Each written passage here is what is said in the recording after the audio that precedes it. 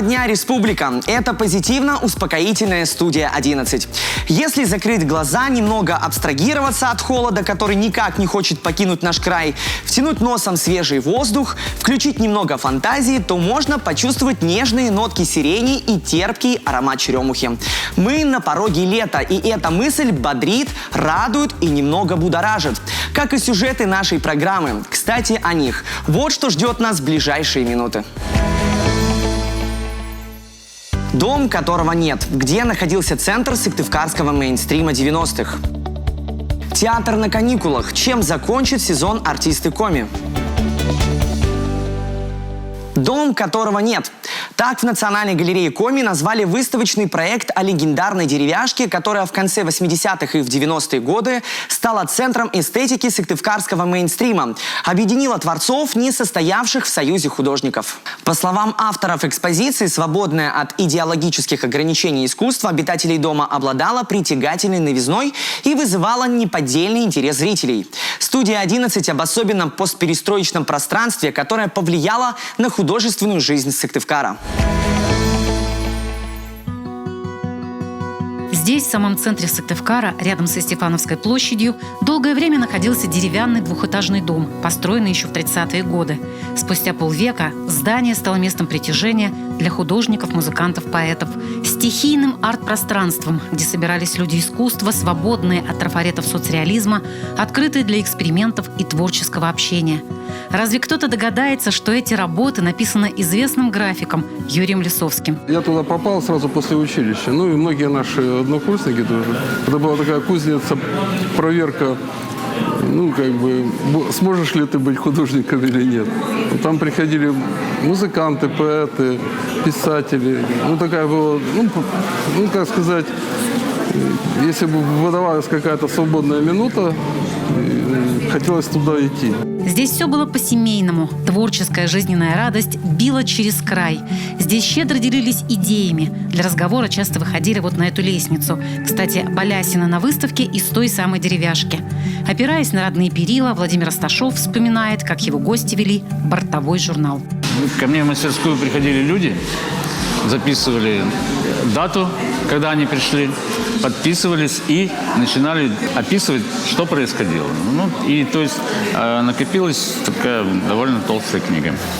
А начиналось все с дизайнеров, которые приехали в 80-е из Ленинграда. Андрей Самойлов, Евгений Шадрин, Михаил Шахов. Эта группа быстро обросла теми, кто не входил в союз художников. Леонид Потапов, Вадим Кононов, Юрий Размыслов, Юрий Филипповский, Николай Бурдаев, Татьяна Васильева.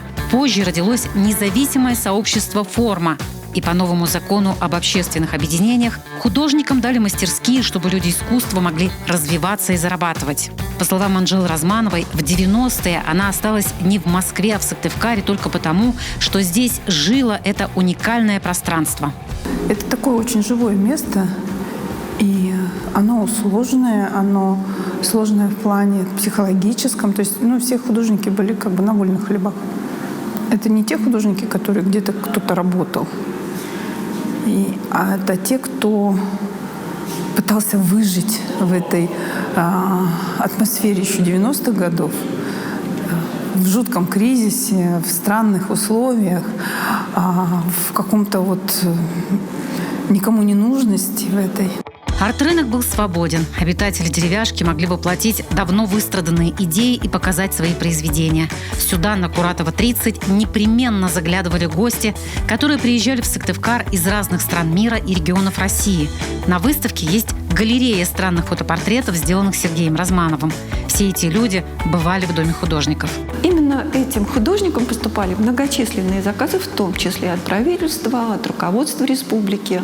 В деревяшку приходили и члены правительства, и все руководители всяких разных государственных общественных организаций республики делали им заказы, они были востребованы, потому что они были более свободны, более открытые. На выставке представлено 100 работ, которые были сделаны на Куратова 30. Авторы проекта собирали их в буквальном смысле по крупицам в мастерских и частных коллекциях, потому что уверены, без этого творческого пространства невозможно представить художественную жизнь Сыктывкара 90-х годов. А этот маленький скворечник, он небольшой был, поэтому там и тесно было, и не тесно было. Все вместе, рядом все были. И сегодня, вот до сегодняшнего дня, я так думаю, вот эта эпоха того старого скворечника, она, по-моему, самая значительная в творчестве Республики Коми. Уже ясно, что это большой культурологический проект, впереди научные исследования. А сейчас важно успеть записать интервью деревяшкинцев, сохранить их воспоминания для истории изобразительного искусства республики. В детстве я мечтал стать учителем, потому что у педагогов такой большой отпуск. Целых 3 месяца, был уверен я. Уроков-то нет. В итоге я стал учителем, но, конечно, не по причине расширенных каникул. И тут я узнал, что летом у преподавателей масса дел. А недавно я задался вопросом, а чем летом занимаются артисты театров? Ведь спектаклей в это время нет. Мое любопытство привело в нашу студию Галину Петрову, солистку театра оперы и балета Республики Коми. Галина, здравствуйте. Здравствуйте. Совсем скоро у вас состоится творческий вечер. Как он называется? Он называется «С любовью к опере». Я так понимаю, из названия будет опера и оперета? Или что-то другое? Жанры какие? Да, нам приходится в театре работать в разных жанрах, как в сказках, мюзиклах, оперетах, операх. Так вот, для меня опера – это любимый жанр. Он для меня стоит на первом месте. Круто. Услышат ли зрители какие-то новые произведения? Да, половину произведений моего концерта зрители услышат впервые. Я специально выучила эти произведения для концерта. Это такие дуэты и арии, которые я уже давно очень хотела спеть, но не получалось. Такой сюрприз, подарок зрителям, да? Да. Для кого адресован этот концерт, этот творческий вечер? Ну, в первую очередь я адресую этот концерт моему любимому зрителю. У каждого артиста нашего театра есть своя публика, свой зритель, который идет именно на определенного артиста. Вот я надеюсь, что 3 июня в зале будут сидеть мои зрители. Вот. А во-вторых, конечно, я адресую его себе, так как я прошла определенный этап в театре. Я уже считаю себя не начинающей артисткой. Вот. А сколько вы уже служите в театре? Чуть более 10 лет. Здорово. Ну, уже прям немало. И немного. Я как раз да. нахожусь на таком пике карьеры, я бы сказала. Я знаю, что на этот концерт, на этот творческий вечер можно будет прийти по Пушкинской карте, да? Да. Можно Вот пройти как будет и школьникам, и студентам по Пушкинской карте. Здорово. Среди участников будут и ваши коллеги, да, участников концерта мы сейчас говорим. Вот кто будет рядом с вами петь, стоять на этой В сцене? концерте примут участие мои любимые коллеги, с которыми я работала все эти годы, которые за это время стали мне родными. Вот. Также примут участие артисты оркестра, небольшой камерный ансамбль. Изначально это был квартет, но потом добавилась флейта, контрабас и рояль. Получился у нас септет. Круто. Вот. И ведущая наша незаменимая Светлана Маратовна Хозяинова. Я знаю, что творческий вечер будет не в зрительном зале, а в фойе театра. Вот почему именно такая обстановка, такая атмосфера? Это с камерным что-то связано? Вот формат? как раз первый человек, к которому я обратилась, это Светлана Маратовна. Она постоянная ведущая наших салонов в фойе театра, где мы поем романсы. Я очень люблю этот формат. Он такой камерный, почти такой домашний. Вот. И ты видишь как бы глаза зрителей, ты можешь обратиться. Такой идет обмен, что ли, энергии между зрителем и артистом. И я люблю этот формат. И тем более у нас камерный ансамбль, как бы вот камерная обстановка такая будет. Ну и самый главный вопрос, чем же будете вы заниматься летом, когда будет отпуск? Так, ну, мы, конечно, с семьей построили уже планы на лето, но в наше время тяжело строить планы, поэтому я надеюсь, что все, что мы задумали, сбудется. Не буду рассказывать. Хорошо. Спасибо, Галина, огромное, что пришли к нам в студию. Желаю удачи на вашем творческом вечере. Спасибо большое, Андрей. Я вас приглашаю. Обязательно придем. В вашей компании время летит незаметно. Также незаметно пройдет и небольшая пауза. Встретимся совсем скоро.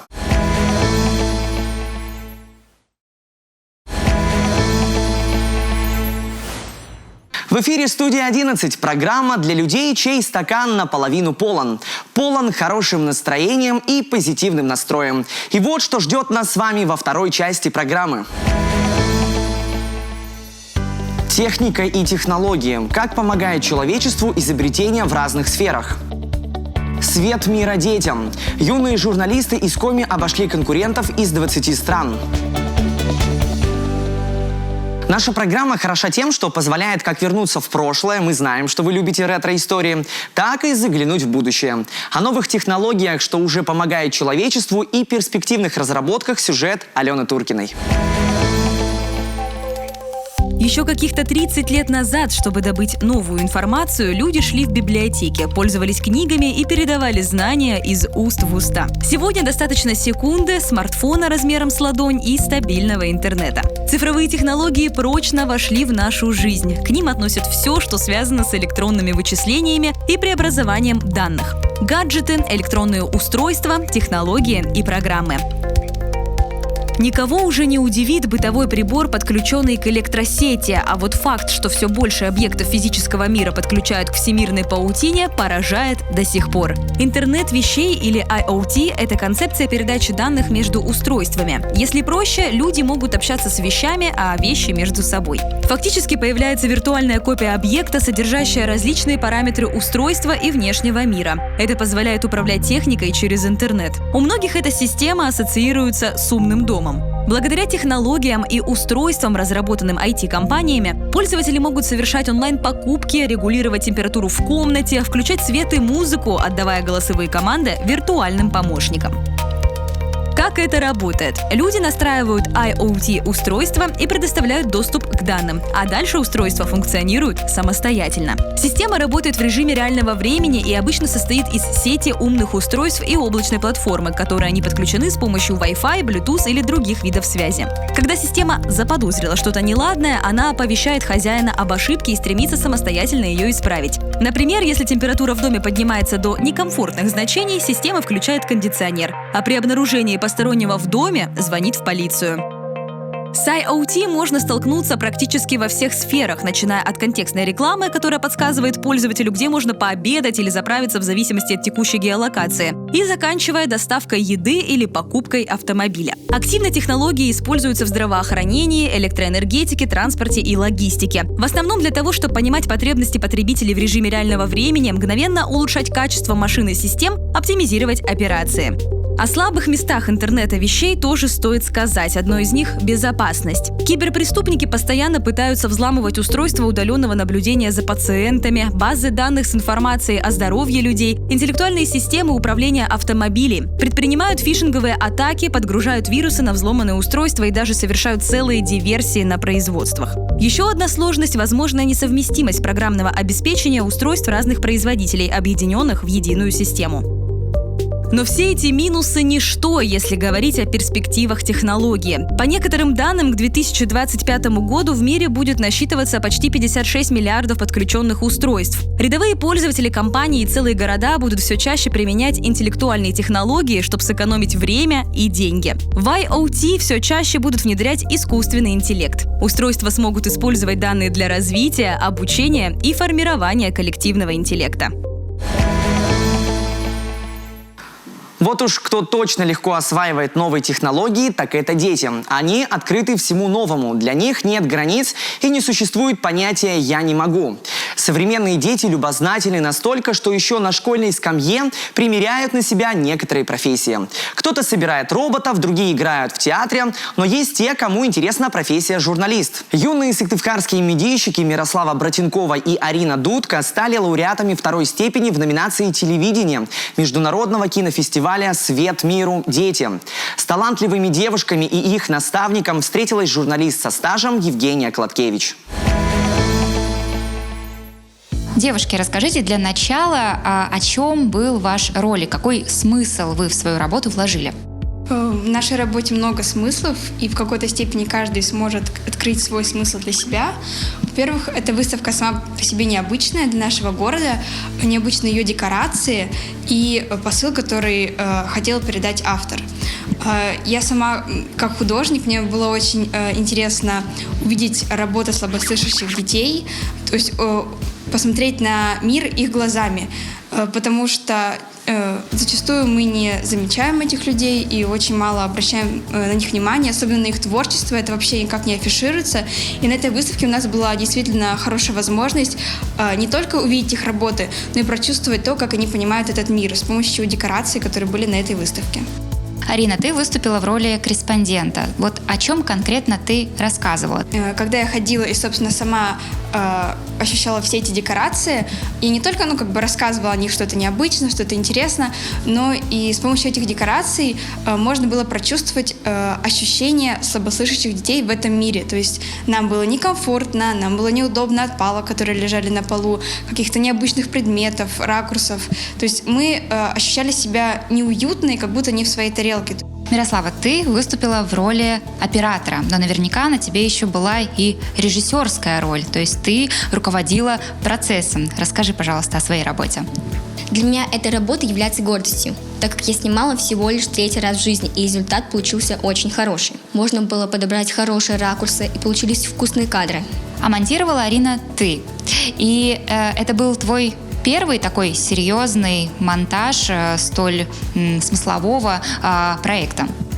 Монтаж не первый, но с точки зрения сложности работы действительно была проделана сложная режиссерская работа. Нужно было грамотно выстроить мысль, чтобы донести до зрителя то, что мы хотели сказать. Мы работали с Мирославой самостоятельно, полностью хотели передать нашу задумку, снимали и монтировали все сами.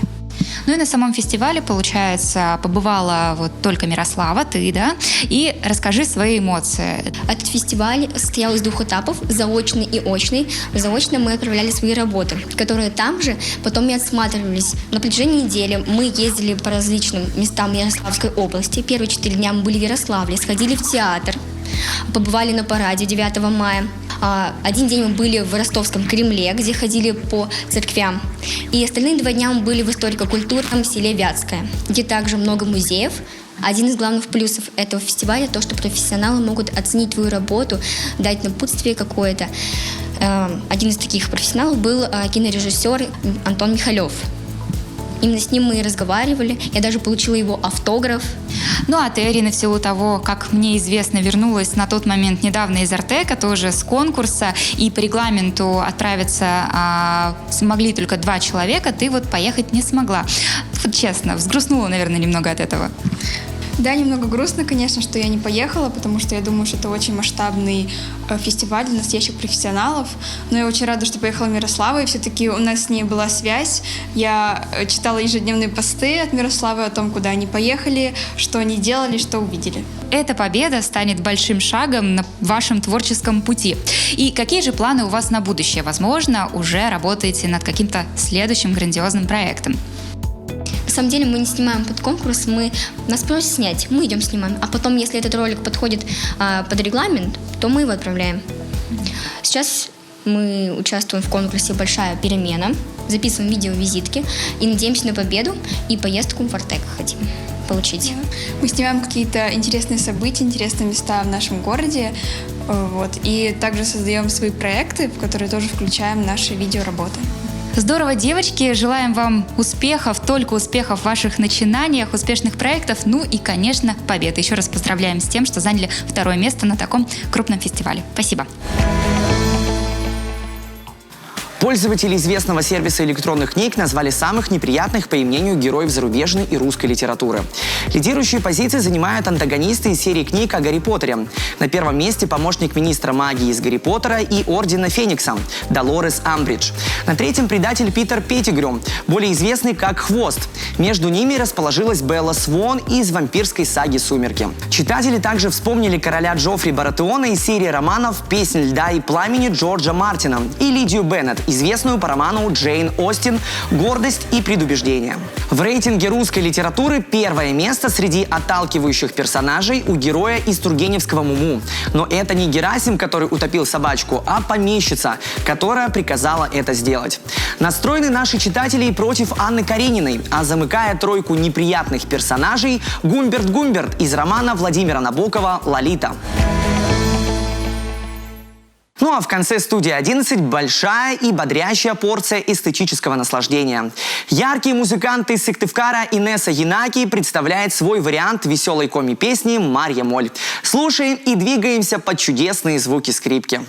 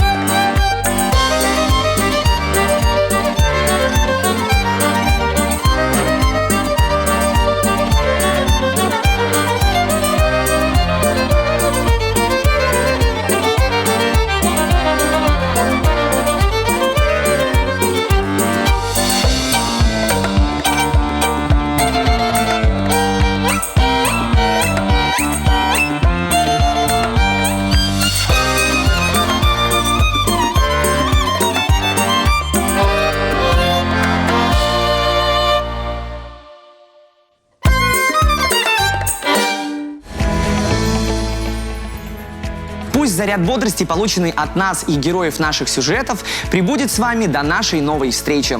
Студия 11 желает вам всего самого наилучшего. Меня зовут Андрей Кабишев. Пока!